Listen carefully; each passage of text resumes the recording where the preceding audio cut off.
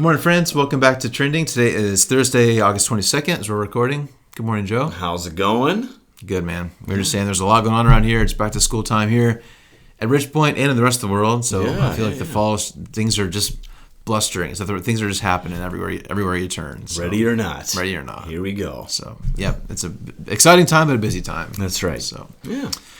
Well, this might be kind of a first show. Today, I've got a topic that's something that's kind of in the news, but I actually got a request. I had someone reach out and say, "Hey, can you and Joe talk about this?" Okay. So I think this is a first on Trending. So all right. obviously, especially right now with the politics stuff, the economy is still kind of in the news. It's on people's minds.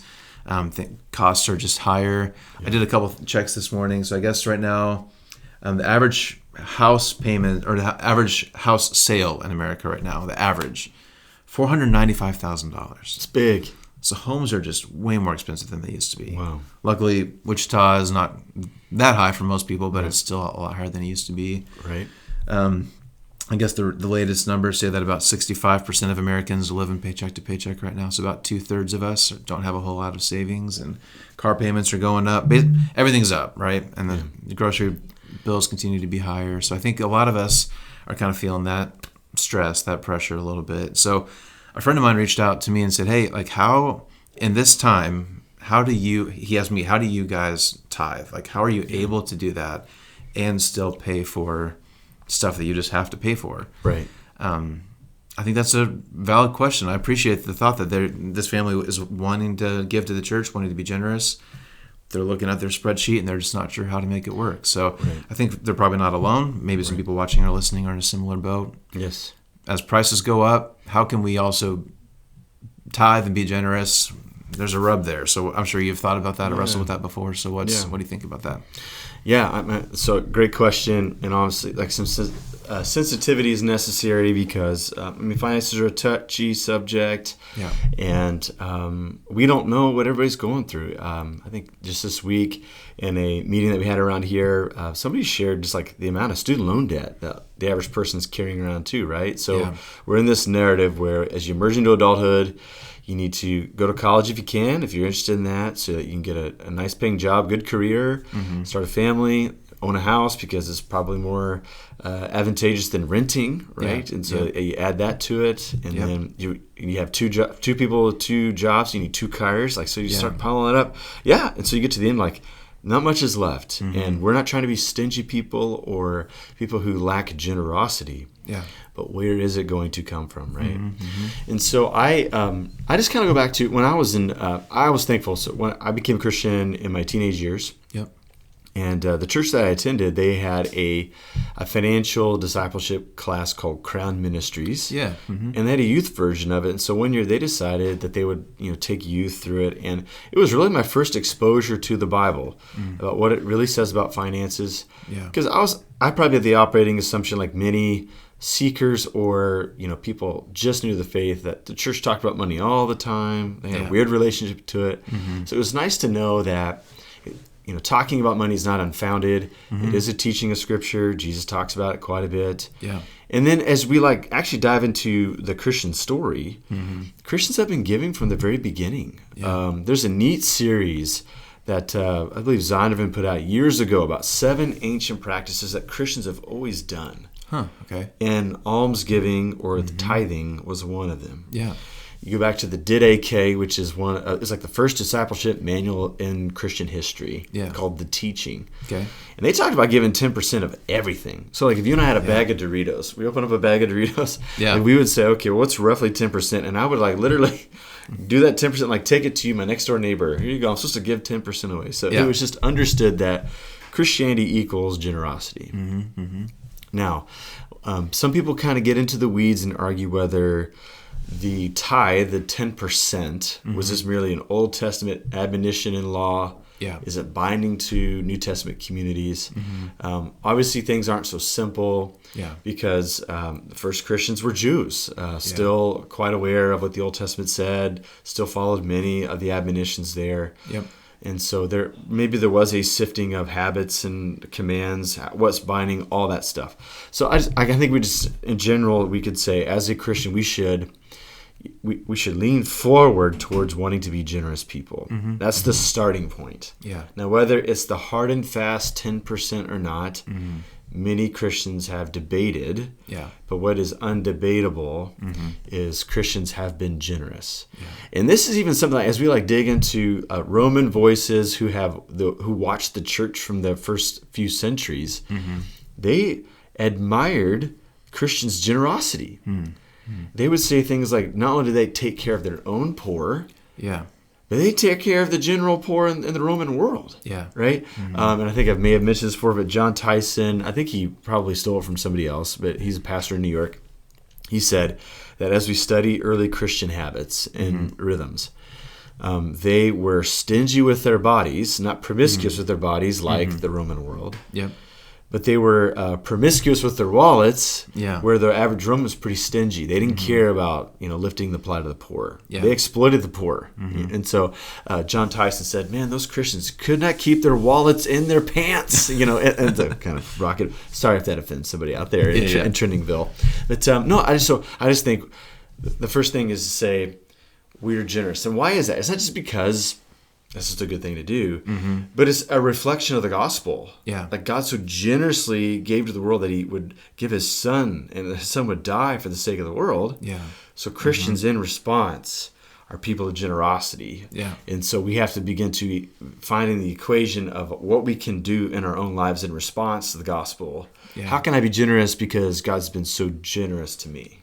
Right? So I think that's the starting point of this whole topic. Yeah. So anyways, No, that's great. That's my first offering. I think that's very good. So I think that's a great place to start. And I think finances are a little tricky for a lot of reasons. One thing I've been thinking about. So right now, Tilly and I are meeting with a financial advisor, and we're kind of trying to get some, savings for the girls and stuff like that kind of figured out, right? So I think what's tricky about financial advising is sometimes I think there are certain hacks that not everybody knows, right? This account is best for this. Like it kind of feels like there's some people just know there's little tricks that are the best way for you to handle your money, right?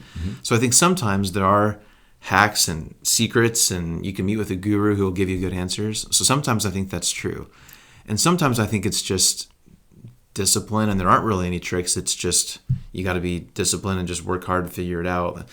Finances are tricky, right? Yes. At least sometimes there are tricks, and sometimes there's not tricks. You just have to do it, right? Yeah, you're right. So if someone's wanting to be generous but just feels like they can't, is there a trick, or is it just this is what it is and just do your best, start somewhere? Or what would you say about that? Yeah, so I would say maybe two things. One of the things that Crown Ministries taught us was try to really ascertain what is a need and what is a want, and so cover the needs.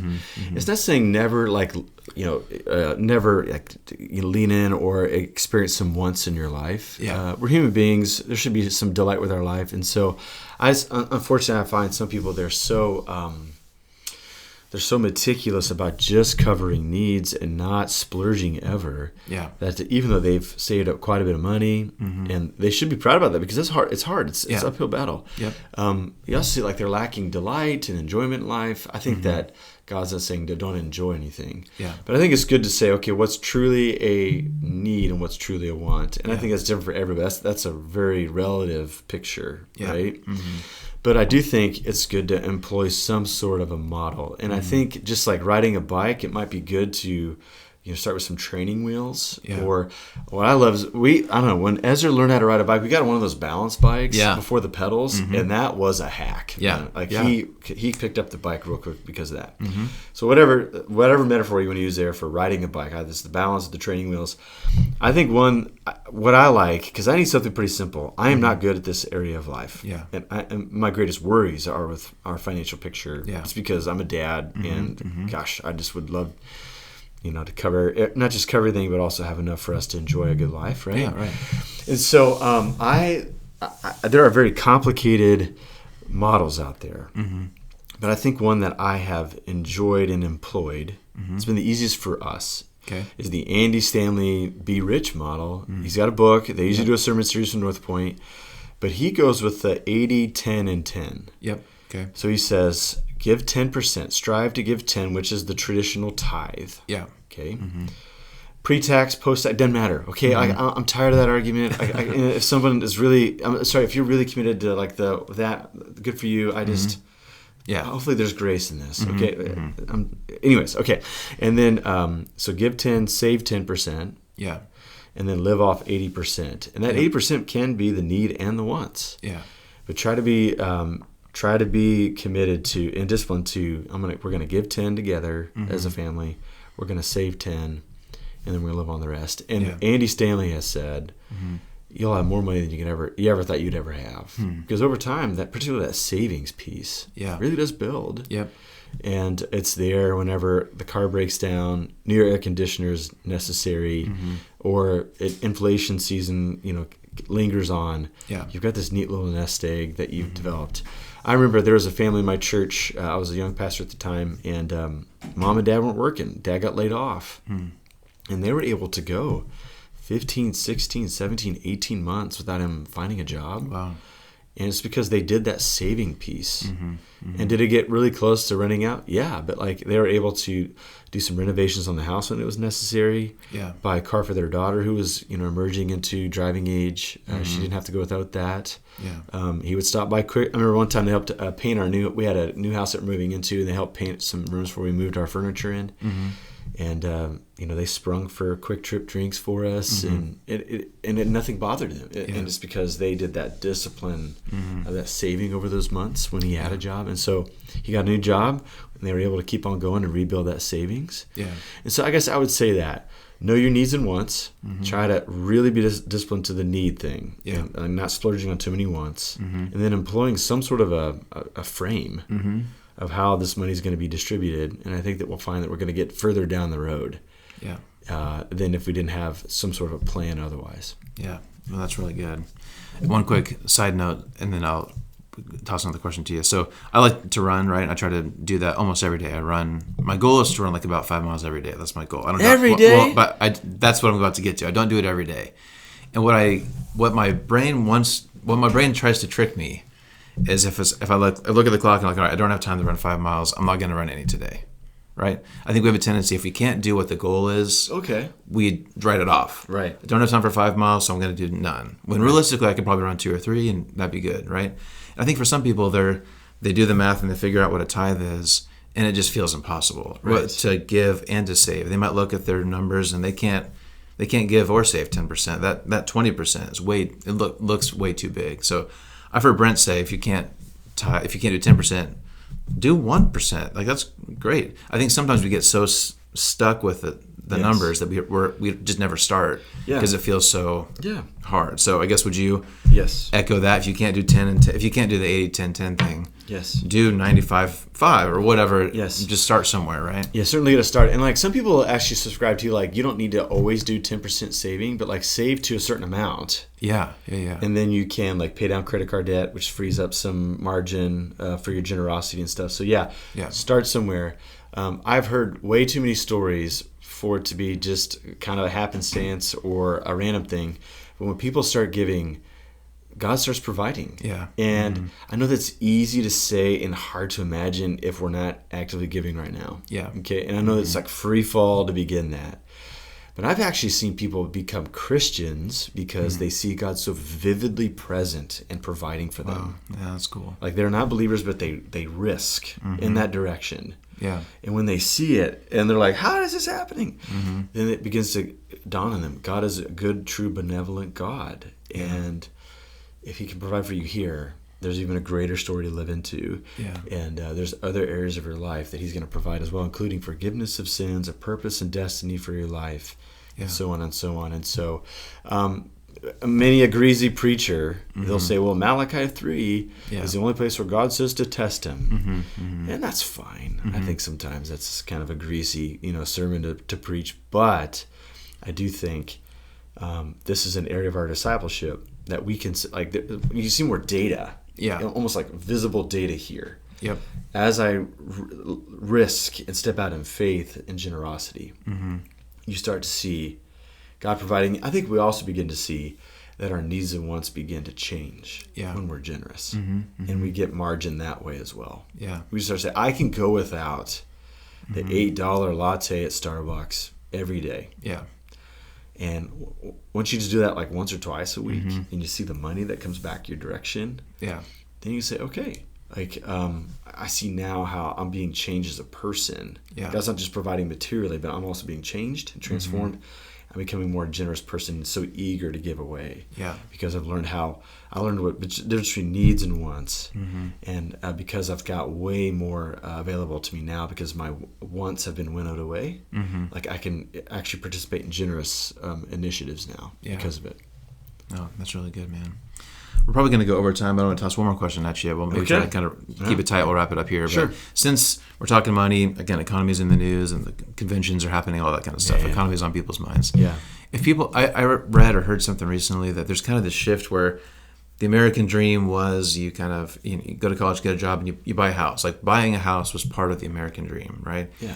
And for a lot of Gen Z and some millennials, they look at the price tags and like buying a house just feels impossible. Yeah. So I've heard some people say because housing prices are going up, Gen Z and millennials are maybe more likely to go splurge on a trip to New York City to see Taylor Swift or something like that because they can afford $1,000 or $2,000 to kind of splurge, and saving for a home just feels impossible. Like even if they did all the right things and saved all the money, they still couldn't buy a house. So they might as well live it up and have fun now. Yeah.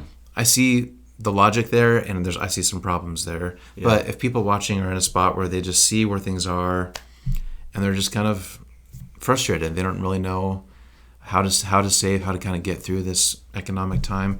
Do you have any just kind of pastoral encouragement, or what would you say if someone's looking at economy and their bank account and they're just struggling right now? What would you say to them? My first response would be maybe something that you're not expecting, which is I just think that there is people are inconsiderate. Young people are inconsiderate of older people's perspective, and vice versa. Yeah, I just think we have to recognize 30 years ago, what you could afford, college, kid paying off college, buying a home, starting a family.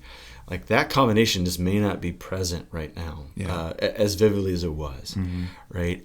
And so I think that there needs to be some grace given from that generation to a younger generation who just can't quite get there. Yeah. So maybe that's why they're not having kids as young as the previous generations did and stuff like that. So if we could just have grace for one another and actually encourage and help one another, that'd be a step in the right direction. But I would, I guess I would just say, you need to have bigger conversations. Like if you're having a family, or maybe if you're married without kids yet, you just need to say, what realistically are our goals? Yeah. And I think that you got to rank things, and then I think you have to imagine we may not be able to get all of this all at once. Yeah. I think too, I know that I can confess this, and I think I can see this in some of my friends' lives too. We're not going to get the type of house that our parents got in our youngest years that we can recollect. Yeah. They had probably a starter home that was way smaller, different part of town, different amenities, all that stuff. I think that our expectation may be out of balance too. And so I just think there needs to be a realistic list, realistic goals and expectations, and then grace extended to one another. Because I think what we don't need is just the constant bickering and the browbeating and the I can't believe these boomers, or boy, I can't believe these Gen Zs or alphas, whatever. I just think we gotta once again make a list. It's your own life. You're not living anybody else's life. Yeah. Be realistic and then start from there. Yeah. Oh, that's good, man. Very practical. It's real stuff that I think we're all facing. So that's absolutely good. Yeah. Okay, well, speaking of back to school time, we've got a big Sunday coming up here. Back to school Sunday, it's kind of a big splashy day. We've got some kind of fun extra things. I think it'll be a really cool Sunday. So if you are in around Wichita, we'd love to have you in person, or of course we'll be streaming too. So if you're kind of in that season where you're back to school, you're getting your calendars all figured out. Yeah, we're going to kind of walk through everything that's happening here this fall, and we'd love to have you join us. So absolutely. Hope to see you this weekend, either in person or online. Yeah, see you next time. Thanks, Joe. See ya.